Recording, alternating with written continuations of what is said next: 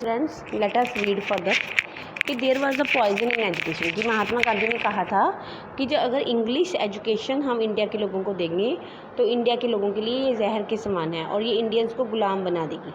ठीक है, तो उसके बाद Indian educated in these institutions begin admiring British rule. और एक महात्मा गांधी को इस बात का भी डर था कि चार्म्ड बाय द वेस्ट की तरफ से चार्म्ड होके भारत के जो लोग हैं वो उन चीज़ों को अप्रिशिएट करने लगेंगे, उन चीज़ों की तारीफ़ करने लगेंगे जो वेस्ट से आई हैं। और इंडियंस जो इन इंस्टीट्यूशंस में पढ़ेंगे जो अंग्रेज़ों ने बनाए हैं उन इंस्टीट्यूशंस में पढ़ के इंडियंस ब्रिटिश रूल को ही इंडिया में एडमायर करने लगेंगे, ब्रिटिश रूल को ही इंडिया में पसंद करने लगेंगे। तो महात्मा गांधी चाहते थे कि जो एजुकेशन हो that could help Indians recover their sense of dignity, ऐसी एजुकेशन हो जिससे इंडियंस की सेल्फ रिस्पेक्ट बनी रहे, उनकी डिग्निटी बनी रहे। नेशनल मूवमेंट के टाइम में भी जब देश को आज़ाद कराने के लिए मूवमेंट चल रही थी तब भी उन्होंने स्टूडेंट्स को रिक्वेस्ट की कि वो उन इंस्टीट्यूशंस को छोड़ दें जो इंस्टीट्यूशंस ब्रिटिश गवर्नमेंट की पावर को शो करते हैं। इंडियंस नो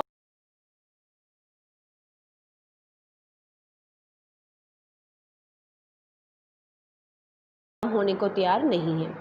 उसके बाद है Mahatma Gandhi strongly felt that, Mahatma Gandhi को ये लगता था कि the medium of English, teaching का जो मीडियम है वो भी इंडियन लैंग्वेजेस होनी चाहिए। माध्यम जिस भाषा में पढ़ाई करवाई जाए वो भी इंडियन लैंग्वेजेस होनी चाहिए।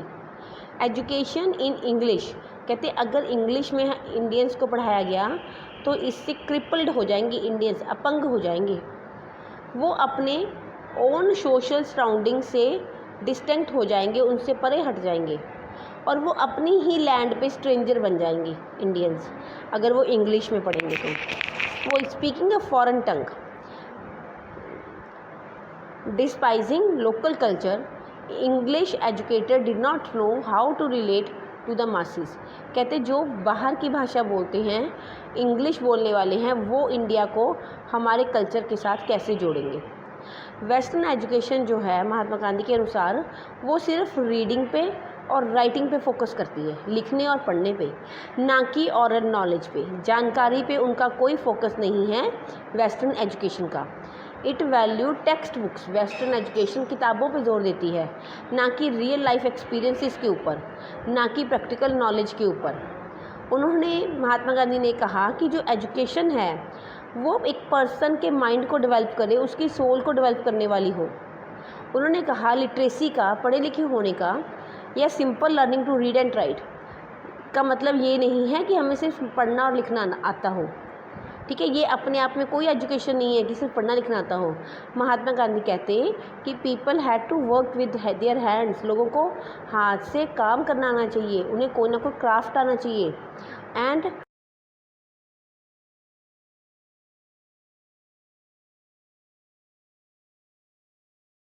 इससे उनका माइंड डेवलप हो और उनकी चीज़ों को समझने की कैपेसिटी बढ़े। तो ये महात्मा गांधी के व्यूज़ थे किस बारे में, इंडियन एजुकेशन सिस्टम के बारे में। ये जो पिक्चर आप देख रहे हो इसमें महात्मा गांधी जी बैठे हैं, कस्तूरबा गांधी हैं उनके साथ यहाँ पे, और इस साइड पे रविंद्रनाथ टैगोर बैठे हैं।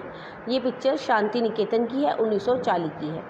ठीक है, नेक्स्ट टॉपिक है आपका एज नेशनलिस्टिक सेंटिमेंट स्प्रेड, जैसे जैसे राष्ट्रवादी विचार फैल गए अदर थिंकर्स ने भी ये सोचना शुरू कर दिया कि जो नेशनल एजुकेशन है इंडिया की वो डिफरेंट होनी चाहिए, ब्रिटिश रूल के अकॉर्डिंग नहीं होनी चाहिए। नेक्स्ट है टैगोर, अडॉब ऑफ पीस, शांति के दूत थे टैगोर, रविंद्रनाथ टैगोर। तो कहते आप सबने रविंद्रनाथ शांति निकेतन के बारे में तो सुना ही होगा, फिर दोबारा पढ़ते हैं। अब मैं आपको बताती हूँ कि वो क्यों इस्टेब्लिश हुआ और शांति निकेतन को किसने इस्टेब्लिश किया। रविंद्रनाथ टैगोर जो हैं उन्होंने शांति निकेतन को इस्टेब्लिश किया 1901 में। ठीक है, जब वो बच्चे थे टैगोर तभी से उनको स्कूल जाना बिल्कुल पसंद नहीं था। वो स्कूल को सफोकेटिंग और ऑप्रेसिव, दमनकारी समझते थे। स्कूल उनके लिए एक प्रिजन के समान था, प्रिजन होता एक जेल के समान था। He could never do what he felt like doing, वहाँ पे वो कुछ भी नहीं किया जा सकता जो हम करना चाहते हैं। जब बाकी बच्चे टीचर को सुन रहे होते थे टैगोर जो थे उनका दिमाग यहाँ वहाँ घूमता था। The experience of his school days, अपने स्कूल डेज़ के एक्सपीरियंस के अनुसार इन कलकत्ता टैगोर ने आपका अपना आइडिया ऑफ एजुकेशन था अपने स्कूल डेज़ के एक्सपीरियंसेस को ध्यान में रख के। ऑन ग्रोइंग अप, बड़े होने पे वो एक ऐसा ही wanted to set up a school, वो एक ऐसा स्कूल सेटअप करना चाहते थे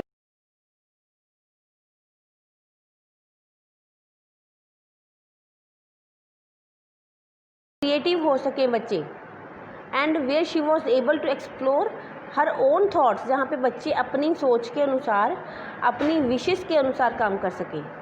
टैगोर यह फील करते थे कि जो चाइल्डहुड है वो टाइम होता है सेल्फ लर्निंग का, कुछ सीखने का, आउटसाइड द रिजिड, किस चीज़ के बाहर, आउटसाइड द रिजिड, रिजिड का मतलब होता है सख्त, रिजिड या रिस्ट्रिक्टेड डिसिप्लिन, सख्त डिसिप्लिन के बिना उसके बाहर जाके स्कूलिंग सिस्टम उन्होंने सेट किया। ब्रिटिशर्स के स्कूलिंग सिस्टम से अलग उन्होंने अपना एक स्कूलिंग सिस्टम सेट किया। टीचर्स वहाँ पे इमेजिनेटिव होने चाहिए, जो इमेजिने के बेसिस पे पढ़ाएं, अंडरस्टैंड द चाइल्ड, बच्चे को समझें, बच्चे की हेल्प करें, उसकी क्यूरोसिटी को दूर करने में, उसकी क्यूरोसिटी डेवलप करें और उसे जागरूक बनाएं। टैगोर के अकॉर्डिंग जो एग्जिस्टिंग स्कूल चल रहे थे वो बच्चे की जो नेचुरल डिज़ायर है चाइल्ड की क्रिएटिव होने की, उसको ख़त्म कर रहे थे, मार रहे थे।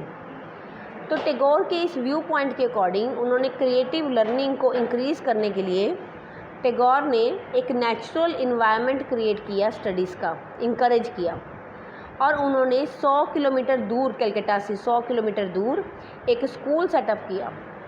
उस रूरल सेटिंग में उन्होंने स्कूल बनाया जिसका नाम था शांति निकेतन, यानी कि अबॉर्ड ऑफ पीस, यहाँ पे शांति मिलती है, जहाँ पे बच्चे नेचर के साथ, हार्मनी के साथ रहेंगे, जहाँ पे बच्चे कल्टिवेट देयर नेचुरल क्रिएटिविटी, अपनी क्रिएटिविटी से सीखेंगे। इन मैनी सेंसेस, कई बातों में टैगोर और महात्मा गांधी की जो थॉट्स हैं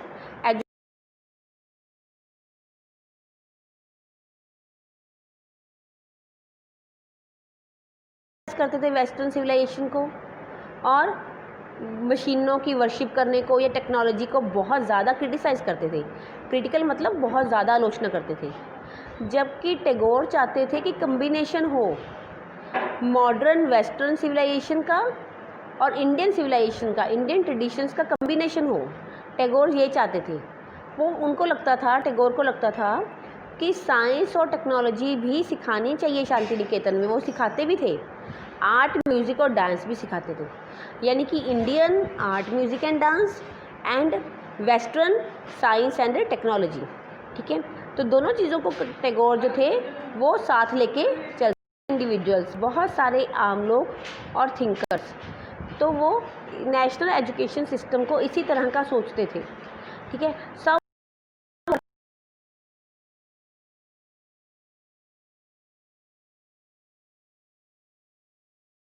standard so as to include wider section of people, और ये लोग ये चाहते थे कि जो भी सिस्टम हो उसमें ज़्यादा लोगों को शामिल किया जाए। अदर्स आर्ग्ड, कुछ और बाकी लोगों ने कहा कि अल्टरनेटिव सिस्टम्स क्रिएट होने चाहिए लोगों को एजुकेट करने के। ठीक है, into a culture that was truly nation. उनको लगता था कि इंडियन कल्चर में लोगों को शिक्षा देनी चाहिए और उसके लिए इंस्टीट्यूशंस खोलने चाहिए। Who was to define what was truly nation. अब ये डिफाइन कौन करे कि ट्रूली नेशनल है क्या। तो ये जो थी कि नेशनल एजुकेशन कैसी होनी चाहिए, ये आफ्टर इंडिपेंडेंस भी चलती रही।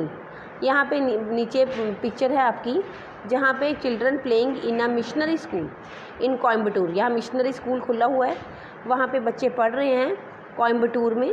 ठीक है, तो नेक्स्ट बेटा ये चैप्टर कंप्लीट हो गया। इसकी एक्सरसाइज बुक वर्क वो मैं आपको भेज दूँगी। ठीक है, thank you, have a nice day. I hope ये चैप्टर आपको अच्छे से क्लियर हो गया होगा। थैंक यू बेटा।